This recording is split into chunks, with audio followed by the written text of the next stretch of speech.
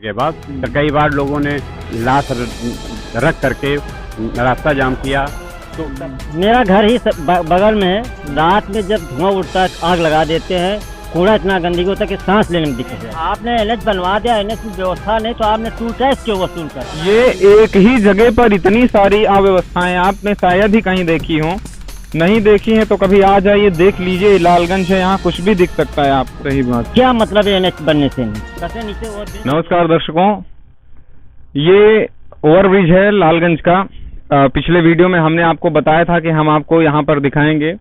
फिलहाल ये करोड़ों का सेल्फी पॉइंट बनकर रह गया है ओवरब्रिज। जिसे कहना एक मजाक होगा ओवरब्रिज के ऊपर। ये ओवरब्रिज की शुरुआत हुई थी 16 दिसंबर 2018 को। हमारे यशस्वी प्रधानमंत्री आदरणीय श्री नरेंद्र मोदी जी जब मॉडर्न कोच फैक्ट्री आए थे तो उसी वक्त उन्होंने ये करोड़ों का ओवरब्रिज लालगंज को समर्पित किया था।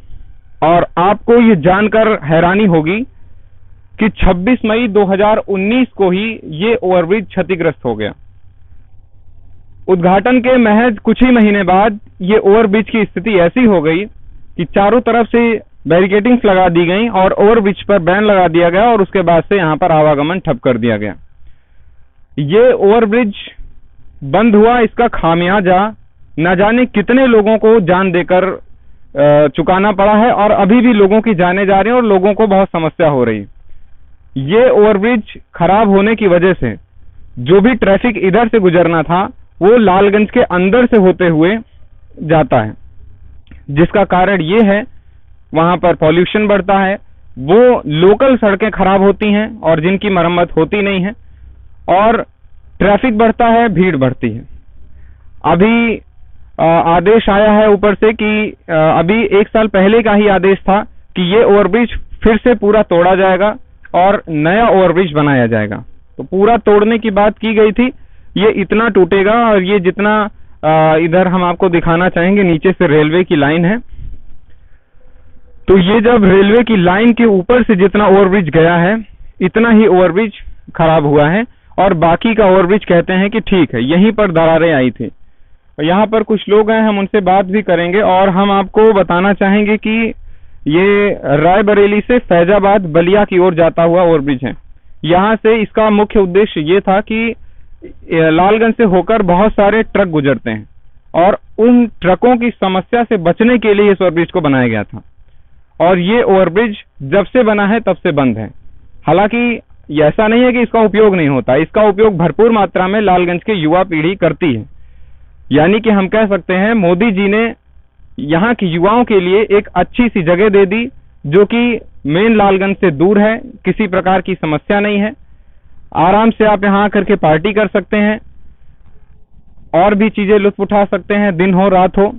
बस जिस उद्देश्य से बना था वो नहीं कर सकते, आप यहाँ से जा नहीं सकते। अभी इधर आप देख सकते हैं किस प्रकार से इसको बंद किया गया है और आगे वहां पर काम चल रहा है। मुझे वहां पर कुछ लोग दिखाई दे रहे हैं, हमने उनसे ऑफ कैमरा बात की थी। अभी चलते हैं। और आदेश आ चुका था पिछले कई दिनों से, पहले ही आ गया था। आइए आप हमारे साथ बढ़ते रहिए और यहाँ पर जो काम कर रहे हैं हम उनसे बात करते हैं। और ये इतना जितना यहाँ से ये इसको तोड़ा जा रहा है, ये इतना पूरा इसको यहाँ से हटाया जाएगा और ये पूरा हटा करके ये ओवरब्रिज यहाँ से फिर नया ओवरब्रिज बनाया जाएगा। ये स्पष्ट नहीं है कि जिस ठेकेदार ने ओवरब्रिज बनाया था, दरारें दिखा दीजिए। शायद इन्हीं दरारों की वजह से इसको जो है रोका गया था। और अभी ये स्पष्ट नहीं है कि जिस ठेकेदार ने इसको बनाया था, जब दोबारा वो इसको बना रहा है तो क्या इसके लिए अलग से दोबारा से बजट पास हुआ है? क्योंकि पैसा सरकार की जेब का नहीं होता, पैसा जनता का होता है। और जब पहली बार में काम जिम्मेदारी से नहीं होता है तो लोगों को उठानी पड़ती है तकलीफें और उसके बाद बर्बाद होता है पैसा जनता का। अगर वही पैसा जनता के हित में लगेगा तो वो किसी काम आएगा, अगर वही पैसा एजुकेशन में लगेगा तो काम आएगा। लेकिन वो पैसा लग जाता है ठेकेदार नीचे से लेके ऊपर तक की घूसखोरी, कमीशनखोरी में, जिसका नतीजा ये होता है कि 2 सालों तक पुल बंद रहता है और उसके बाद कार्रवाई शुरू होती है तो पुराना जो पैसा लगा होता है एक प्रकार से उसे फूंक दिया जाता है यहाँ पर खाली। यहाँ पर हैं कुछ लोग, आइए हम इनसे बात करते हैं। तो आप लोग यहाँ कब से काम कर रहे हैं? हम लोग 14 तारीख से। हम पर जंग न सुनाओ, देखो हम लोग डिपार्ट की हम से बात नहीं बस नहीं हम लोग गार्ड हैं, अपने से कोई विषय मतलब नहीं भाई साहब। तो कब तक पूरा हो जाएगा, क्या उम्मीद अब है? ये हम लोग क्या बताएं भाई, हम लोग गार्ड आदमी क्या जाने कब तक हो जाएंगे, हमने क्या पता नहीं है। अच्छा, आप लोग का काम केवल निगरानी रखना बस है? हमने सामान ताकना है। अच्छा अच्छा।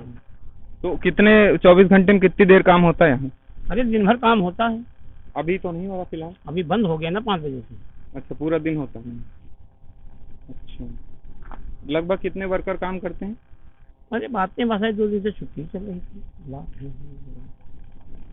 तो पूरा दिन काम चलता है और कब तक कंप्लीट होगा अभी इसका कुछ पता नहीं है। सरकार के जाने का समय हो गया है, 5 साल पूरे हो रहे हैं। वैसे ये नेशनल हाईवे है और ये कब तक बन के पूरा होगा इसका अभी कुछ अनुमान नहीं है। हमने उनसे बात करने की कोशिश की और वो भी कैमरे पर बोलने से बच रहे हैं। एक बार हम कहेंगे आप उधर आगे तक दिखाइए, देखिए ध्यान से।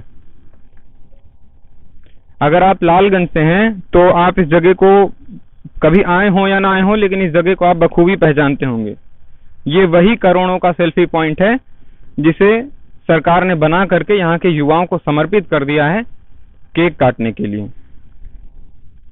शाम के समय पौवा लेकर एंजॉय करने के लिए। ये वही जगह है और शायद इसी बात से युवा खुश हो जाएं। युवा को यहाँ के रोजगार नहीं चाहिए, इस तरीके के और 2-4 पुल बनवा दीजिए और यहाँ पर आनंद उठाते रहें। और सरकार को क्या कहा जाए, ठेकेदारों को क्या कहा जाए, ऊपर से लेकर के नीचे तक की ये जो भ्रष्टाचारी, घूसखोरी, कमीशनखोरी है, उसी का नतीजा होता है कि उसका भुगतान जनता को उठाना पड़ता है। हम इनसे जानते हैं इस पुल के बारे में। क्या नाम है आपका? राजकुमार यादव। क्या कहेंगे इसके बारे में? ये सर जब से पुल बना हुआ है एक साल सही से चला, 1 साल के बाद ये रेलवे ट्रैक के ऊपर जो है इसमें क्रैक आ गया है। ये 26 दिसंबर को उद्घाटन हुआ था 2018 को। जी। और ये 18 मई को ही मतलब ध्वस्त हो गया और बंद कर दिया गया। यानी कि पूरा 1 साल भी नहीं चला। हाँ, पूरा 1 साल नहीं चला। ये देख रहे हैं बड़े बड़े गाटर रखे हुए हैं और इसके वजह से लालगंज के अंदर से गाड़ियां जाती है, इतने एक्सीडेंट होते हैं गांधी चौराहा के पास। तो कई बार लोगों ने लाश रख करके रास्ता जाम किया, तो तब भी कुछ नहीं हुआ। और हमें लगता है जितने साल की गारंटी होती होगी उसमें 2-3 साल तो ऐसे निकल गए। मान लीजिए 5 साल की गारंटी होती तो उसी गारंटी में 3 साल पुल चला ही नहीं, वो भी जोड़ दिया जाएगा इसी में। और आज तक इतनी व्यवस्था हुई। अभी अमित भैया ने धरना उड़ना ने यहाँ दिया था, तब इसमें काम होना शुरू हुआ है पुल पे। अभी साल भर लगे क्या लगेगा, इसके चक्कर में लालगंज में इतनी अव्यवस्था है, सारी गाड़ियाँ। उनसे बात की वहाँ पर जो गार्ड है तो वो तो बोल रहे हैं हम गार्ड हैं तो हमें मालूम नहीं कब तक बनेगा। तो लेकिन आप समझ सकते हैं पुल एक कोई घर की छत तो नहीं पड़ रही है, घर की छत तो नहीं पड़ रही, कम से कम साल भर लगेगा। वो पुल पूरा तोड़ा जाएगा फिर बनेगा तो इतना टाइम लगेगा। अब सोचने वाली बात ये है कि वहाँ जो गार्ड हैं, हमने उनसे बात की ऑफ कैमरा, तो उन्होंने बताया कि पहले ये कितने 250 टन शायद पहले ये 250 टन का बना था। और कितना? हाँ, 250 टन का बना था और अब इसे जो है 600 टन का बनाया जा रहा। और ये पुल पूरा क्षतिग्रस्त नहीं है, ये पुल जितना उस रेलवे पटरी के ऊपर से गया सिर्फ उतना क्षतिग्रस्त। हाँ, वही उतना क्षतिग्रस्त। यानी कि इसमें गलती रेलवे की है, क्योंकि जो पटरी के ऊपर पुल बनता है उसका बजट रेलवे देता है। अच्छा। और उन्होंने जो चीजें दी हैं और वो गड़बड़ी हुई, इसकी वजह से पूरा पुल। रेलवे ट्रैक देता है लेकिन जो बनाने वाले उनको भी जिम्मेदारी होती है कि मजबूत बनना चाहिए भाई। मान लीजिए बजट दिया नहीं दिया, उस हिसाब से बनना नहीं चाहिए उसको। अगर बजट दिया तो बताना चाहिए इतने बजट में नहीं बन पाएगा पुल। तो ये सब समस्याएं हैं और आए दिन एक्सीडेंट होते थे गांधी चौराहा में एक्सीडेंट। और उसकी वजह से पूरा ट्रैफिक भी बना रहता है। अरे रोज जाम लगा रहता है, रोज जाम लगा। और जब प्रशासन को ये पता था कि 600 टन पुल बनाने की जरूरत है और उन्होंने 250 टन का बना दिया, देखिए कितना बड़ा अंतर है। सोचना चाहिए पहले, डबल से भी ज्यादा फर्क। तो ये इस तरीके से व्यवस्था है। और ये इसमें जितना पहली बार बनाने में जितना बजट आया वो तो जनता के जेब से गया है और वो पैसा बर्बाद हो गया।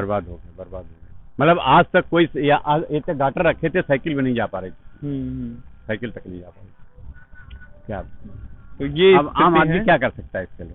आम आदमी क्या कर सकता है बताइए? और ऐसा नहीं कि इसके खिलाफ कभी आवाज नहीं उठाई गई, ऊपर तक बात पहुंची है, नेशनल मीडिया ने भी इसको कवर किया है, भले ही यहाँ पर आके ना कवर किया हो, स्टूडियो में बैठ के किया हो, लेकिन इसको कवर किया गया है क्योंकि इसका उद्घाटन मोदी जी ने किया था, तो इस वजह से थोड़ा सा और हाईलाइट हुआ। हाईलाइट था। और अभी 15-20 दिन पहले इसका झंडा प्रदर्शन यहाँ हो रहा था, धरना भी हुआ है। धरना हुआ, तभी से काम हुआ। जिस पुल का उद्घाटन देश के प्रधानमंत्री करके जाएं और वो 1 साल भी ना चल सके, उस देश का दुर्भाग्य देखिए और जनता का दुर्भाग्य देखिए। जनता मर रही है, भीड़ लग रही है, एक्सीडेंट हो रहे हैं, बजट बर्बाद हो रहा है, और उसके बाद भी व्यवस्था ये है कि 2019 का खराब हुआ पुल 2021 में बनना शुरू हुआ है, और ये भी अब आखिरी महीने चल रहे हैं, और कब ये जाके कंप्लीट होगा अभी इसका कुछ अंदाजा नहीं है। पता नहीं। ओवरब्रिज का ही हाल है, लालगंज का ये ओवरब्रिज है, बाईपास ओवरब्रिज, और इसके किनारे किनारे आप लोग देखिए किस तरीके से कूड़ा पड़ा है। मैं कैमरामैन से कहूंगा थोड़ा सा आप इधर आइए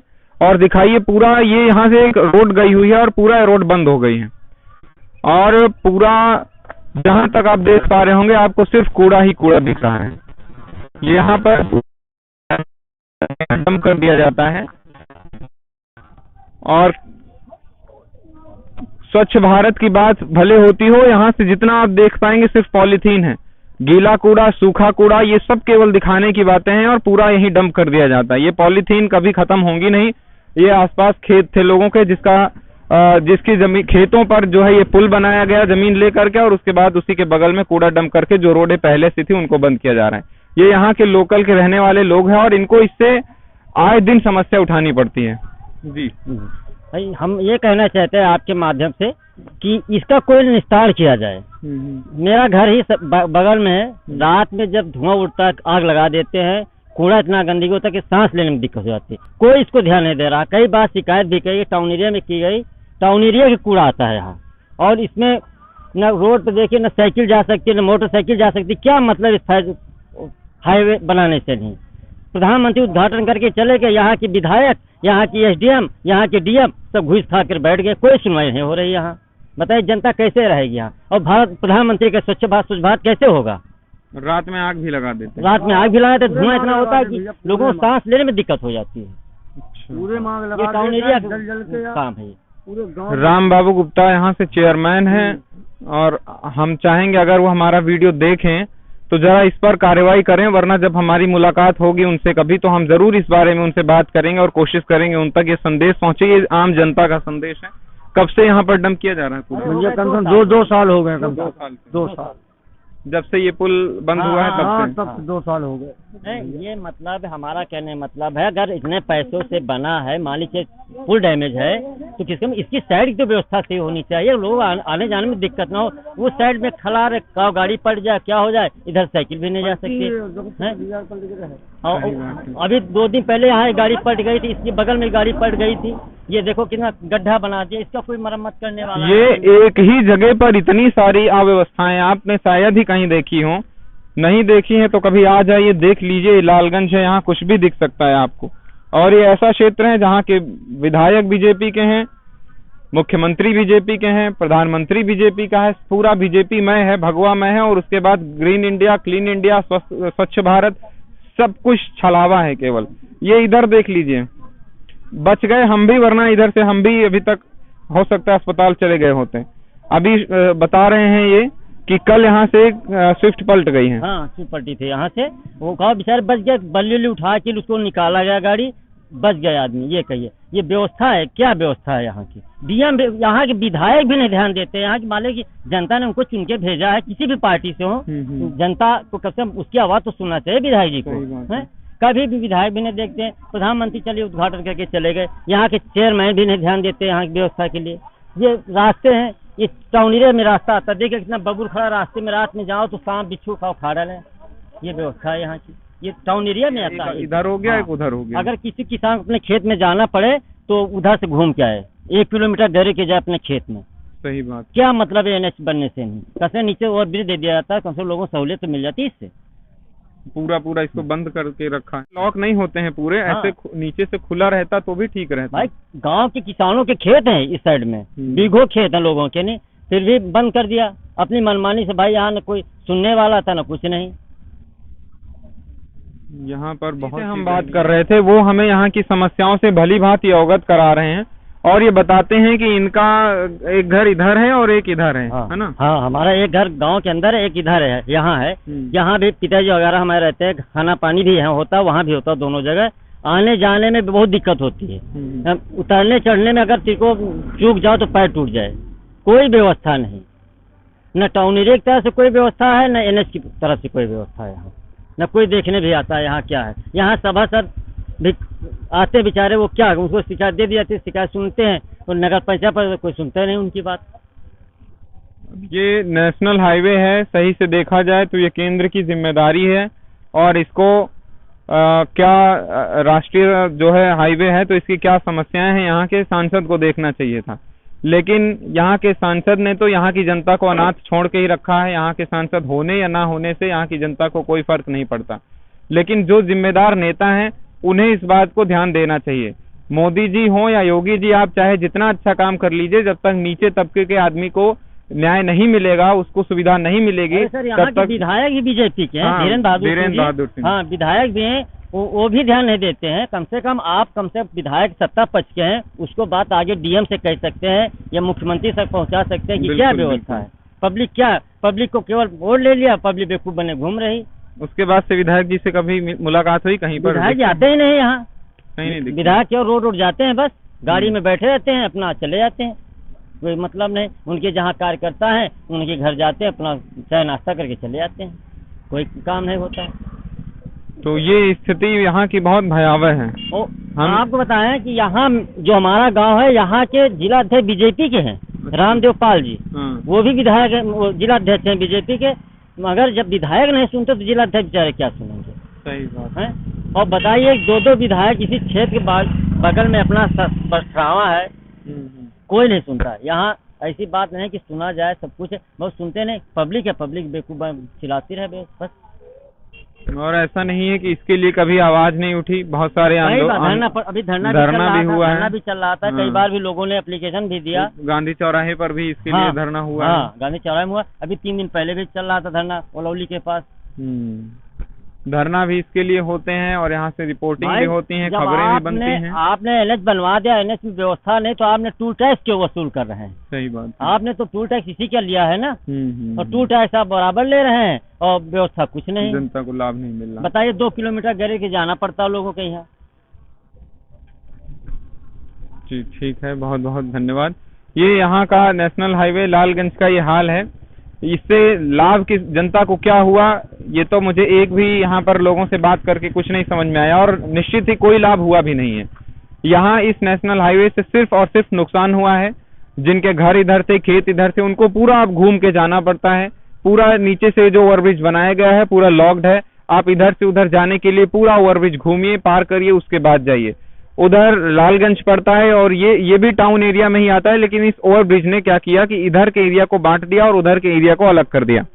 तो इस वजह से इससे किसी को, सरकार को कोई फर्क नहीं पड़ता, वो टोल टैक्स ले रही है, अपना जेब भर रही है, और जनता के पैसों से ओवरब्रिज बनाया हुआ खराब हुआ, फिर जनता के ही पैसों से ये तोड़ करके आगे फिर बनाया जाएगा और टोल टैक्स लगातार जनता लेती रहेगी। लोगों को समस्याएं हो रही हैं, इससे सरकार को फर्क नहीं पड़ रहा।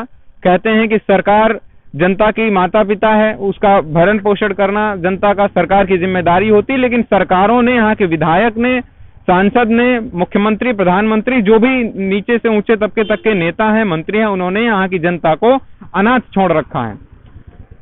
लोगों को कठिनाई होती, हमने अभी आपको दिखाया है। ठीक है, मिलते हैं हम आपसे फिर किसी अगले वीडियो में। और हमने आपको गंदगी दिखाई, और ये तो सिर्फ एक छोटा सा नमूना था। लालगंज में ऐसी बहुत सारी जगह हैं जहां पर गंदगी भरी पड़ी है। मुलाकात होगी हमारी आपसे एक और अगले वीडियो में लालगंज के ऐसे ही किसी लोकल इशू के साथ। तब तक के लिए दीजिए हमें इजाजत। मैं अक्षय प्रताप सिंह, हिंदी और हिंदुस्तान के लिए कैमरा पर्सन आयुष सिंह के साथ। धन्यवाद।